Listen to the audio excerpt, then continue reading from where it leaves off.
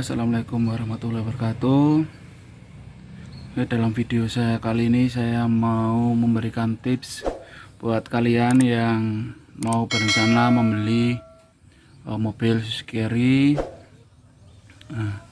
Untuk apa saja yang perlu dicek ketika mau membeli mobil Carry itu apa saja, dari kondisi unitnya seperti apa, akan saya ceritakan pengalaman saya ketika saya dulu membeli unit saya ini.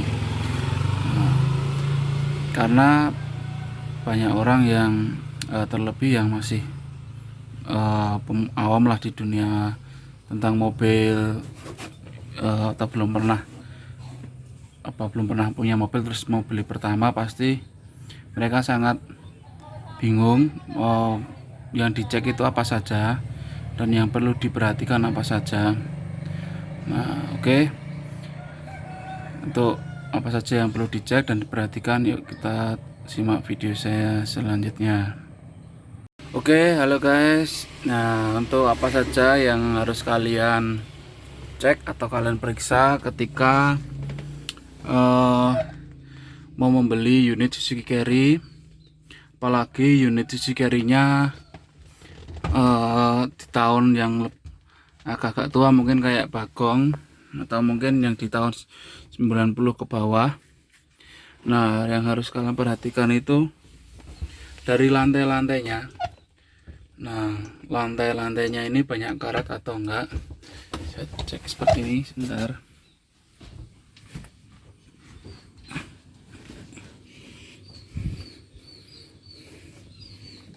Nah, seperti ini kalian bisa cek itu untuk lantai-lantainya.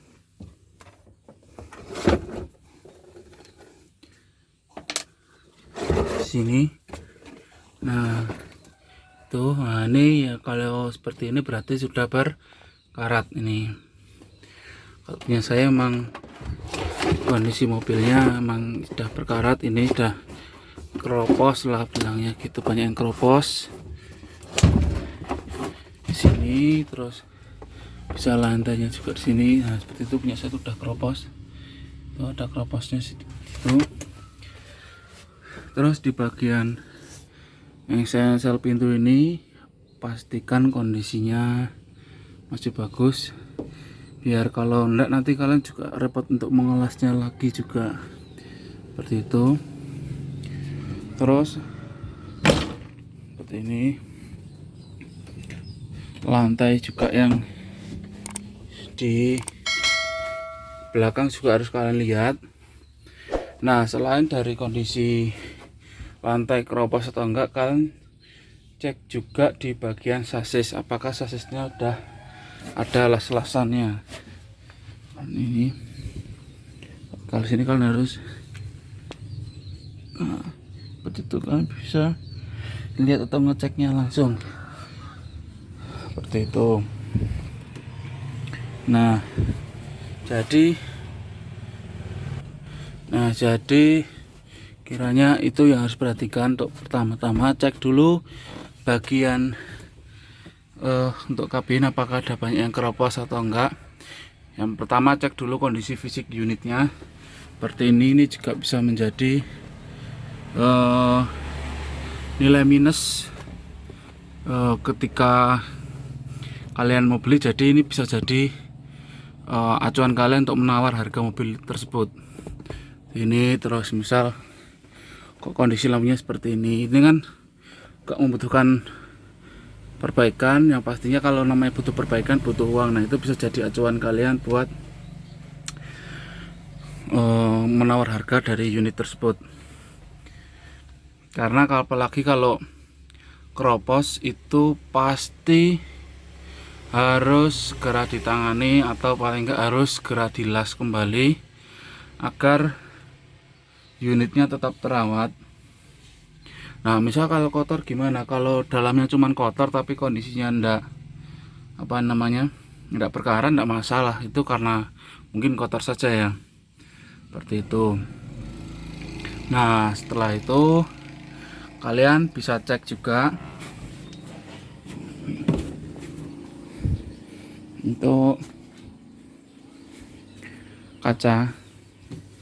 Nah ini kacanya sudah sileran atau belum, dikasih sealer atau belum. Nah ini kalau belum berarti kan Anda mobilnya masih bagus seperti itu. Nah seperti itu kalian bisa cek. Untuk di sini juga cat juga kalian bisa cek itu di atas, karena cat kalau sudah kusam mungkin butuh dipoles, tapi kalau udah tebal catnya, terlalu banyak dempulannya, itu juga bisa membuat kita menyiapkan budget besar untuk ngecat mobil lagi seperti itu.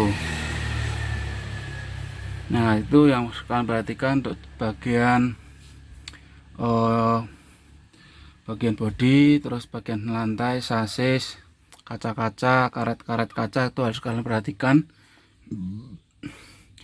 Habis itu kalian juga bisa cek di dashboard. Nah mungkin kalau bagi orang bilang enggak masalah dashboard seperti apa, tapi kalau bagi saya masalah kalau misal masih bagus lebih baik, tapi kalau sudah kondisinya udah kok sepertinya banyak yang pecah-pecah atau apa, ya bisa jadikan kalian untuk acuan untuk menawar harga unit tersebut seperti itu. Nah ini, nah dari pengalaman saya dulu juga, kalian juga harus perlu yang namanya ngecek filter bensin. Kenapa cek filter bensin? Nah ini pentingnya kalian cek filter bensin. Kalian bisa tahu kondisi dari tangki bensin itu kropos atau enggak dulu. Nah ini namanya orang awam pasti banyak kesalahan ya. Dulu saya itu membeli mobil ini tanpa ngecek filter bensin. Nah tahu-taunya mobil ini udah tangkinya udah kropos, sampai kroposnya itu masuk ke filter bensin, jadi seperti lumpur. Akhirnya ya saya harus bongkar macam-macam, itu saya harus bongkar karburator karena udah terpaksa sampai mobilnya macet nggak bisa lagi buat jalan. Terus saya ganti tangkinya itu sekitar habis, untuk beli saja sama ongkos kirimnya itu dulu saya habis 400-an ya, 425 atau berapa, belum sama ongkos pasangnya seperti itu. Jadi kalian cek juga situ. Untuk berikutnya yang perlu kalian cek, habis ke bodi keseluruhan, lantai-lantai banyak yang keropos enggak, terus ya semualah seperti ke engsel pintunya gimana, masih enak enggak. Nah itu sudah kalian bisa cek di kondisi mesin. Nah kondisi mesin pasti kalian harus paling enggak membawa orang yang ahli mesin. Kalau enggak pun kalian bisa bawa mobil ini sekalian test drive, kalian bawa ke bengkel, kalian suruh ngecek orang bengkel, tinggal kalian kasih uang rokok. Nah seperti itu. Jadi benar-benar mobil ini mesinnya oke, waras, siap jalan, tidak siap dandan. Nah seperti itu. Jadi jangan beli mobil yang siap dandan tapi siap jalan seperti itu. Kalian cek mesinnya, karet-karet kayak fan belt apa itu perlu kalian cek kondisinya seperti apa, karena ini kan mobil tua. Takutnya kalau kalian nggak cek, kalian habis beli kalian pakai, ternyata sampai jalan mungkin putus atau apa. Nah seperti itu. Terus kalian juga kalian kasih mata di mesin itu perpaknya bocor atau enggak. Jadi banyak nanti akan ada ngelomoh oli, kalau yang orang Jawa yang ngomongnya ngelomoh. Nah itu kayak di mesin tuh banyak olinya seperti itu. Nah itu juga kalian harus perhatikan itu kalau kalian beli sampai yang udah bocor perpaknya, kalian itu kalau bongkar ya nggak kayak motor, harganya ya lumayan mahal. Jadi kalian perhatikan juga. Kalau menurut saya kalau sudah seperti itu ya itu tergantung masing-masing sih mau beli atau enggak. Yang kalau kalian bisa bilang kalian rasa masih sanggup ya beli saja, enggak masalah. Nah setelah kalian beli kalian cek di mesin, habis itu kalian bisa cek di nomor rangka sama nomor mesin. Nah itu kalau kalian sampai lupa ngecek nomor rangkanya, hingga akhirnya kok ternyata nomor rangkanya udah kropos karena memang ya mobil udah berumur, nanti kalian akan repot sendiri dalam mengurus pajak 5 tahunan. Nah, seperti itu. Mesin pun juga kayak gitu. Kalau nomor mesinnya sudah nggak sama, pasti bloknya udah diganti atau BPKB-nya yang memang bukan BPKB mobil itu, seperti itu. Kalau misal eh, mesinnya udah diganti, yang penting kalian punya blok mesinnya yang ada nomor rangka sesuainya, enggak masalah, kalian masih bisa memperpanjang atau mengecekkan pajak 5 tahunnya, seperti itu kan. Yang penting kan gosok nomornya oke sama, seperti itu kalian itu masih bisa.